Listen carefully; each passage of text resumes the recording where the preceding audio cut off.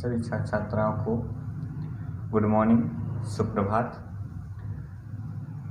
हम लोग ई टीचिंग की क्लास में प्रतिदिन एक नए टॉपिक को पढ़ रहे हैं। हाई स्कूल में हमने इससे पहले चैप्टर 3 दो चरों वाले रैखिक समीकरण युग्म से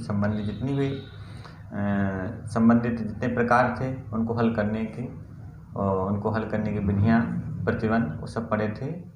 तो अब ये चैप्टर जो आपका 4 है, द्विघात समीकरण।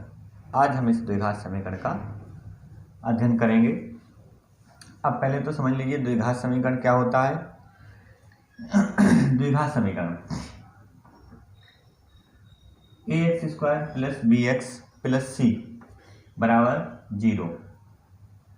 इस तरह का कोई अगर समीकरण है और जिसमें a ≠ 0 मतलब x² का गुणांक 0 ना हो, और ABC हम यहाँ क्या मान चल रहे हैं, संख्याएं मान चल रहे हैं, वास्तविक संख्याएं।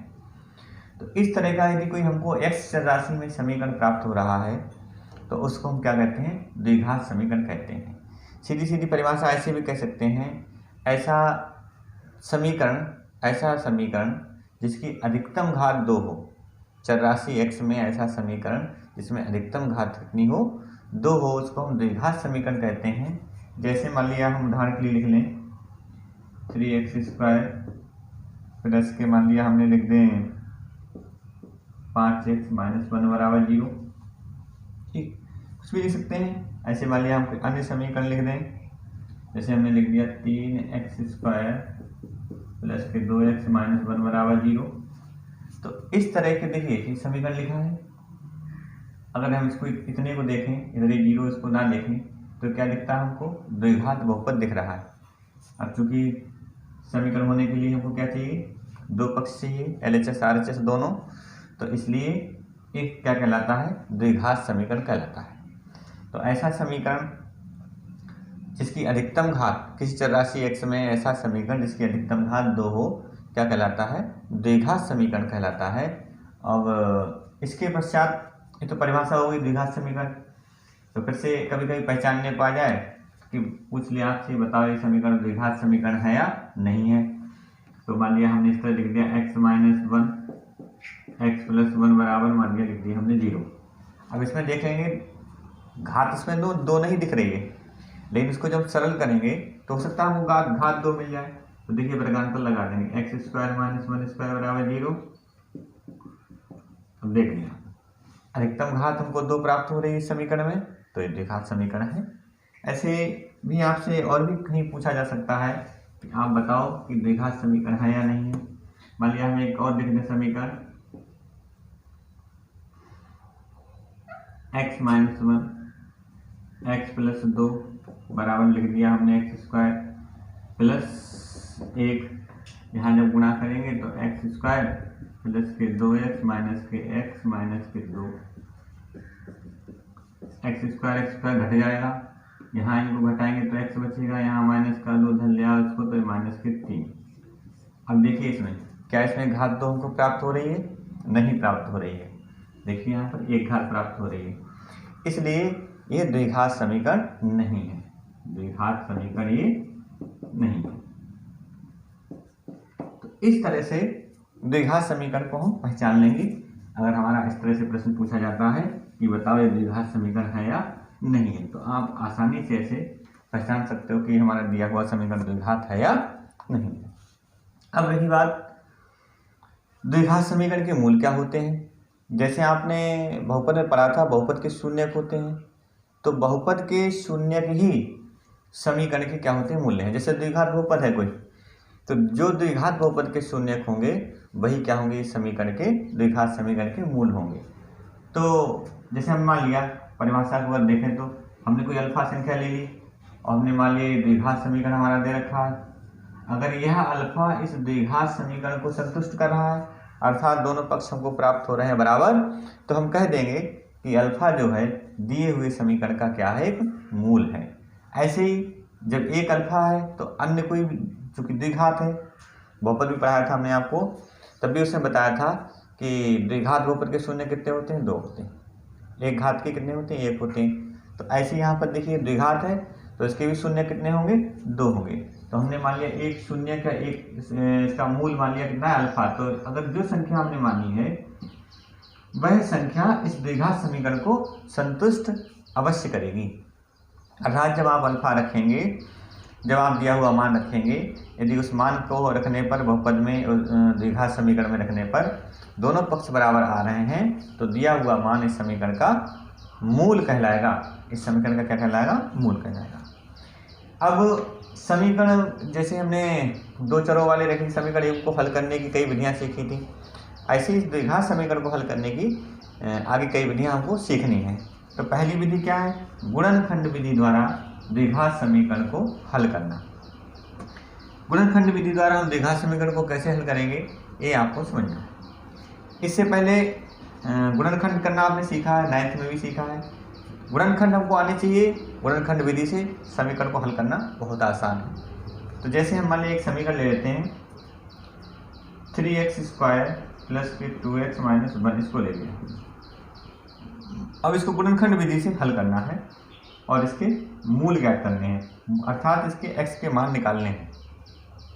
ठीक है, तो अब देखें इधर गुणनखंड करने के लिए क्या करते हैं, गुणनखंड जैसे 9th में करे थे उसी तरह से हम हाई स्कूल कर लेंगे। 3 एकम 3 हो गया। 3 को ऐसे तोड़ो, ये चिन्ह का है कहा घटाने का, तो घटाने कितने आ जाए 2। तो 3 एकम 3, 3 में से कितना आ गया 1, कितने आ गए 2। अर्थात इसके हम जब गुणनखंड करेंगे तो मध्य पद को तोड़ लिया हमने, 3 माइनस 1, ये 2 की जगह में लिखा माइनस का 1 बराबर 0।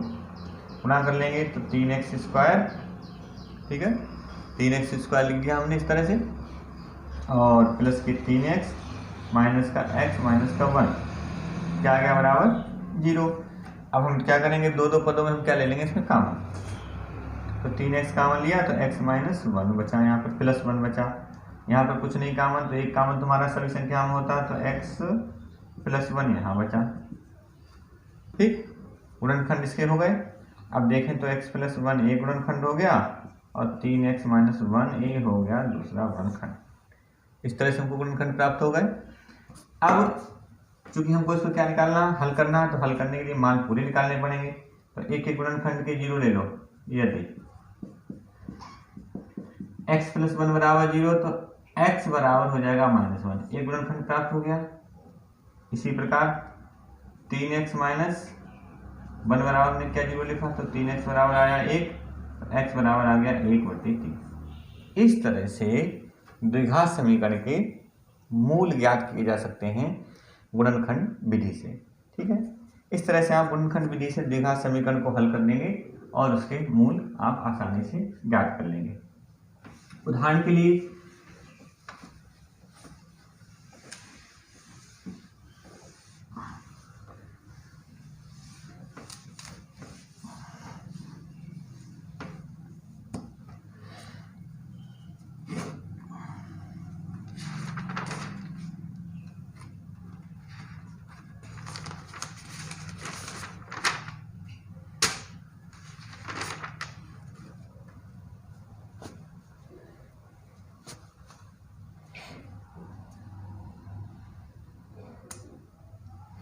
जैसे हम एक और आपको उदाहरण समझा दें, जैसे मान लिया हमने लिख लिया दूसरा उदाहरण है 2x² माइनस के x माइनस के 6। इसको भी गुणनखंड विधि से हमको हल करना है।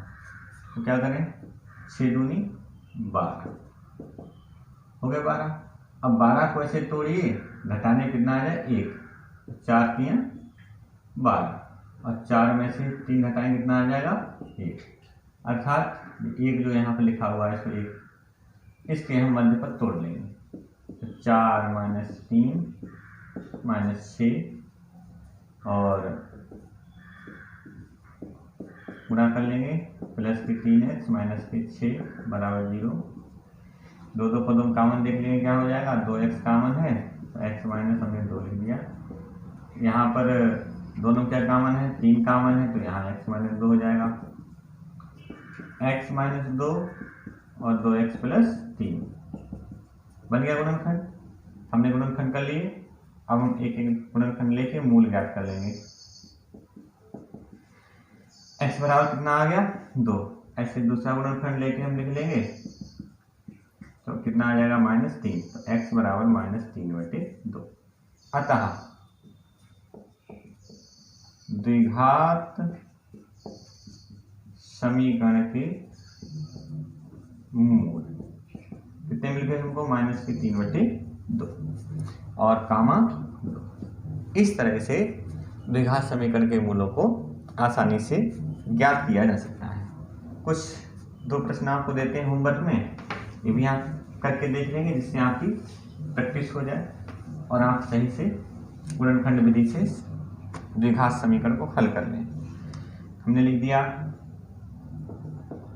x² - 3x - 10, ठीक, x² - 3x - 10। दूसरा हम मान लिया आपके लिए लिख दें, एक और क्वेश्चन लिख दें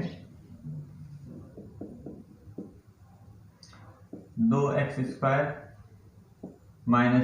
- यहाँ पर हम लिख दें 4x + 2, ठीक। इस तरह से आप इसको हल कर सकते हैं। यहाँ हम कुछ इसको और बदल देते हैं, मान लिया